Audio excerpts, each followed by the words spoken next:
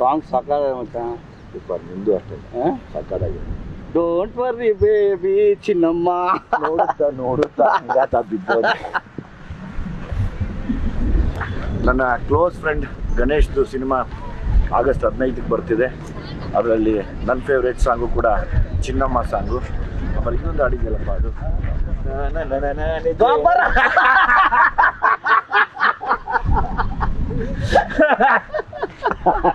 ನನಗೆ ನೀವು ಹೇಳಿದ್ರೆ ನಾನು ಫುಲ್ಲು ರೆಡಿಯಾಗಿ ಬರ್ತಿದ್ದೆ. ಇಲ್ಲ ಮಚ್ಚ, ನಂದು ಫೇವ್ರೇಟ್ ಸಾಂಗ್ ಅದು. ಆ್ಯಂಡ್ ನಮ್ಮ ವಿಜಿದು ಫಸ್ಟ್ ಫಿಲ್ಮು ಎಕ್ಸ್ಟ್ರಾರ್ಡ್ನರಿ ಹಿಟ್ಟು ಸಲಾಗ ಡೈರೆಕ್ಷನ್ನು.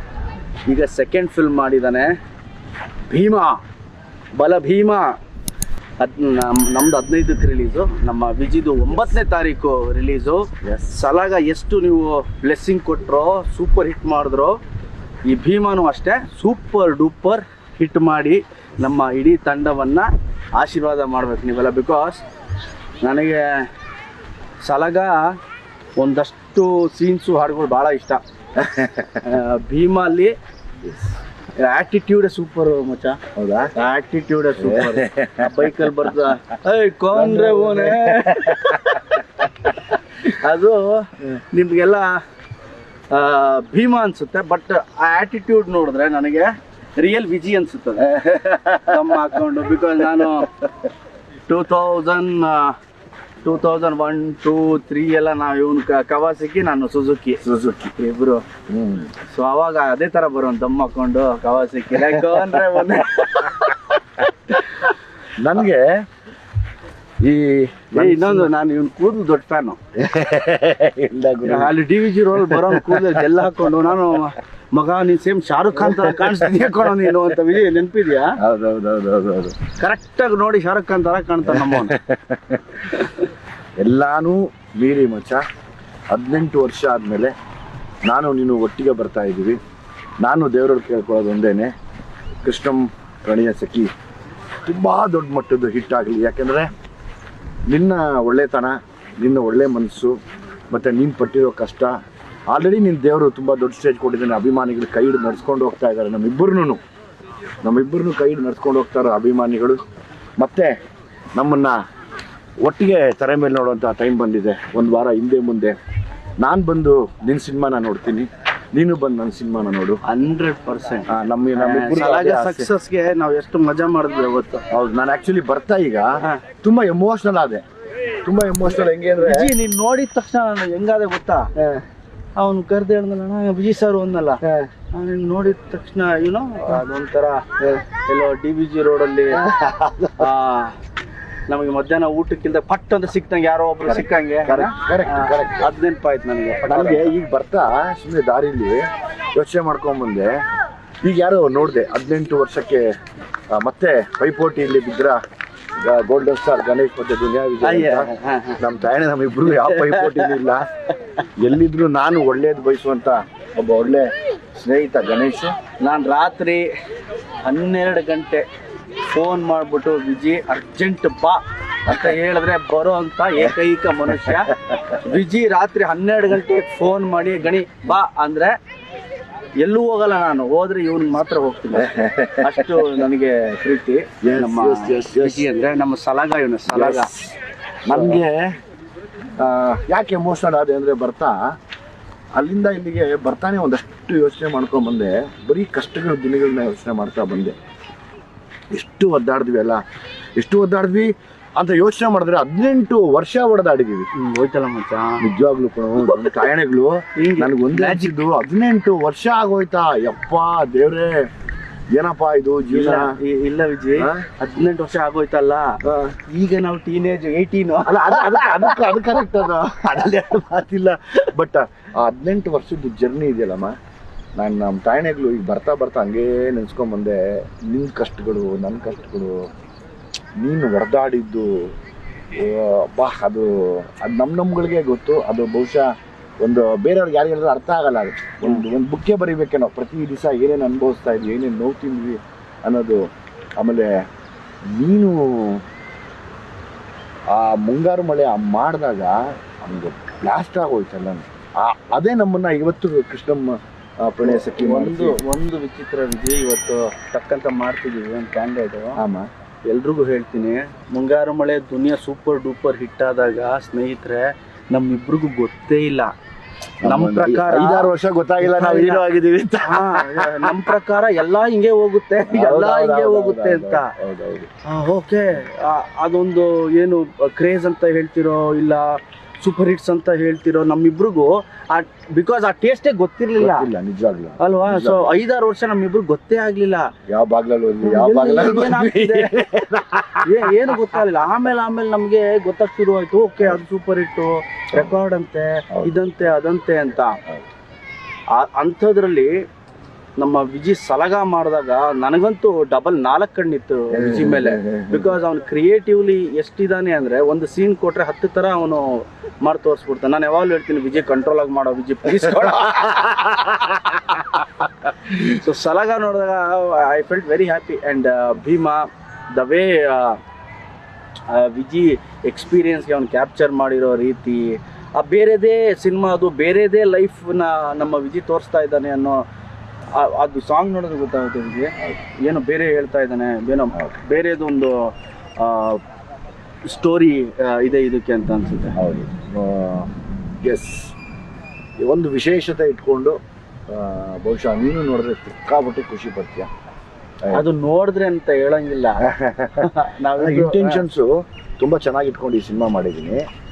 ನನಗೆ ಜೊತೆಗೆ ಖುಷಿ ಆಗಿದ್ದು ನಿಂದು ಅದೇ ನೆಕ್ಸ್ಟ್ ವೀಕ್ ಬರೋದ್ರಿಂದ ನಾನು ಒಂದು ಅಂದ್ಕೊಂಡೆ, ನಾವಿಬ್ಬರು ಸೇರಿ ಒಬ್ಬರು ಸಿನಿಮಾನ ಒಬ್ಬರು ಪ್ರಮೋಟ್ ಮಾಡ್ಕೊಳ್ಳೋಣ, ಅದು ಕೂಡ ನಮಗೆ ಹೆಲ್ಪ್ಫುಲ್ ಆಗಿರುತ್ತೆ. ನಮ್ಮಿಬ್ರದ್ದು ಇದು ಏನೋ ಕ್ಲಾಶು ಗೀಶು ಅದೆಲ್ಲ ಯಾವತ್ತೂ ಮಾಡ್ಕೊಂಡಿಲ್ಲ ನಾವು ಲೈಫಲ್ಲಿ. ವಿಜಿ ಯಾರ ಹತ್ರ ಜಗಳ ಆಡೋನೋ ನನಗೆ ಗೊತ್ತಿಲ್ಲ, ನಾನು ಯಾರ ಹತ್ರ ಜಗಳ ಆಡಿನೋ ವಿಜಿಗೆ ಗೊತ್ತಿಲ್ಲ. ಬಟ್ ಈ ಒಂದು ನಮ್ಮಿಬ್ರು 24 ವರ್ಷ ಫ್ರೆಂಡ್ಶಿಪ್ ಅಲ್ಲಿ ನಾವಿಬ್ರು ಒಂದಿನಾನು ಒಬ್ರನ್ನೊಬ್ರು ಬೈಕೊಂಡವ್ರಲ್ಲ. ಇಲ್ಲ, ಎದುರುಗಡೆ ಸಿಕ್ತಾಗ ಎಷ್ಟು ನಗಾಡ್ಕೊಂಡು ಹಳೇದೆಲ್ಲ ನೆನ್ಪಿಸ್ಕೊಂಡು ನಮ್ಮ ಕಾಲು ಎಳೆಯೋದು ನಾವೇ. ರಾತ್ರಿ ಊಟ ಮಾಡಿರ್ಲಿಲ್ಲ, ಅವತ್ತು ಬೀಟ್ರೋಟ್ ತಿಂದ್ವಲ್ವಾ, ಅವತ್ತು ಕ್ಯಾರೆಟ್ ತಿಂದ್ವಲ್ಲ, ಬೀನ್ಸ್ ಎತ್ಕೊಂಡ್ ಬಂದಲ್ಲ, ಇವನ್ ಏನ್ ಮಾಡೋ ರಾತ್ರಿ ಊಟ ಆಗಿಲ್ಲ ಅಂದ್ರೆ ಇವನ್ ಬೈಕು ಇಲ್ಲ ನನ್ನ ಬೈಕು ಹೋಗ್ತಾ ಇದ್ರೆ, ಮಾರ್ಕೆಟ್ ಒಳಗೆ ಹೋಗ್ತಾ ಇದ್ರೆ ಬೀಟ್ರೋಟು ಕ್ಯಾರೆಟ್ ಮೆಲ್ಲಿಗೆ ಎತ್ಕೊಂಡ್ಬಿಡೋನು. ಹೋಗಿ ನಮ್ಮ ರೂಮಲ್ಲಿ ಇಬ್ರು ಅದೇ ಡಿನ್ನರ್ ನಮ್ಮಿಬ್ರಿಗೆ ಅವತ್ತು ನೈಟ್. ಸೊ ಆ ಥರ ದಿನಗಳು. ಇವತ್ತು ನಮ್ಮ ವಿಜಿ ಒಬ್ಬ ಡೈರೆಕ್ಟರ್ ಆಗಿದ್ದಾನೆ, one of the best actor, one of the best action ಅಂತ ಹೇಳಕ್ಕೆ ಇಷ್ಟಪಡ್ತೀನಿ. ನಾನು ವಿಜಿನ ಹೆಚ್ಚು ಇಷ್ಟಪಡೋದು ವೇ ಅವನು ಡೆಡಿಕೇಟ್ ಮಾಡಿದ ರೀತಿ. ನಿಮ್ಮ ಯಾರಿಗೂ ಸುಮಾರು ಜನಕ್ಕೆ ಗೊತ್ತಿರುತ್ತೆ, ವಿಜಿ ಫ್ಯಾನ್ಸ್ಗಳಿಗೆ, ಸಿನಿಮಾ ಅಭಿಮಾನಿಗಳಿಗೆ. ಇವನು ಬೆಳಿಗ್ಗೆ 5 ಗಂಟೆಗೆ ಎದ್ದು ಪಾರ್ಕಲ್ಲಿ ಒಬ್ಬನೇ ಓಡಾಡೋನು, ಒಬ್ಬನೇ ಲಗಾಟಿ ಹೊಡಿತಾ ಇರೋನು, ಬ್ಯಾಕ್ ಸಮ್ಮರು, ಫ್ರಂಟ್ ಸಮ್ಮರು, ಫ್ಲಿಪ್ಸು, ಒಬ್ಬನೇ ಓಡ. ನಾನು ವಿಜಿ ಏನು ಇಷ್ಟು ಮಾಡ್ತಿದ್ಯಾ ಮಗ, ಒಂದು ಪಿಕ್ಚರ್ ಸಿಕ್ಕಿದೆ ಮಗ, ಏನು ಆಕ್ಟರ್ ಮಚ್ಚ, 2 ದಿನ ಕರೆದ, 2 ದಿನಕ್ಕೆ 20 ದಿನ ಪ್ರಾಕ್ಟೀಸ್ ಮಾಡ್ತಿರೋ. ಸೊ ಆ ಥರ ಒಬ್ಬ ಡೆಡಿಕೇಟ್. ಅದಕ್ಕೆ ಏನೋ ಮಾಡ್ಬೇಕಾ ವಿಜಿಗೆ ಹೇಳಿದ್ರು, ವಿಜಿ ಕಂಟ್ರೋಲ್ ಮಾಡ, ಪ್ಲೀಸ್ ಕಂಟ್ರೋಲ್ ಮಾಡ ವಿಜಿ. ಹೌದು, ನನಗೆ ಹ್ಯಾಪಿ ಫಾರ್ ಹಿಮ್. ಗಣೇಶನ್ ಯಾವಾಗಲೂ ಒಂದೇ ವಿಷಯಕ್ಕೆ ನೆನೆಸ್ಕೋತೀನಿ, ಯಾಕಂದರೆ ಅವ್ನು ಎಲ್ಲೂ ಬದಲಾಗಲೇ ಇಲ್ಲ. ನೀನೆಲ್ಲೂ ಬದಲಾಗಲೇ ಇಲ್ಲ ಮಚ್ಚ, ಯಾವತ್ತೂ ಬದಲಾಗಲಿಲ್ಲ.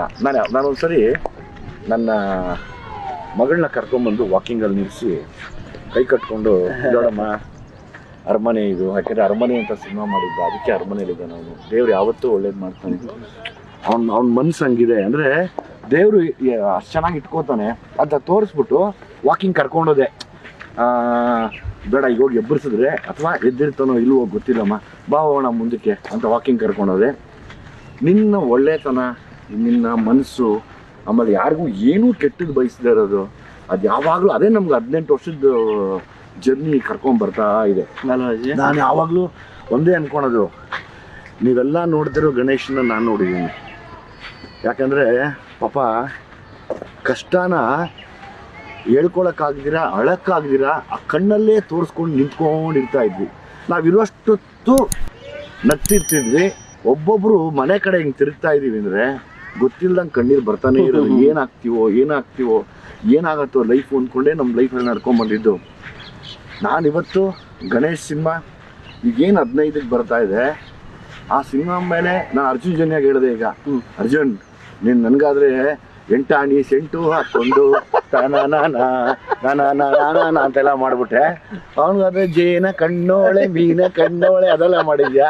ನೋಡುತ್ತಾ ಹಂಗಾತ ಬಿದ್ದೋದು ನೀನ್ ಯಾಕೆ ನೋಡೇ ಚಿನ್ನಮ್ಮ ಅಂತೆಲ್ಲ ಮಾಡಿದ್ಯಾ. ನಿಂಗೆ ಮಾಡ್ತೀನಿ ನಿನಗೆ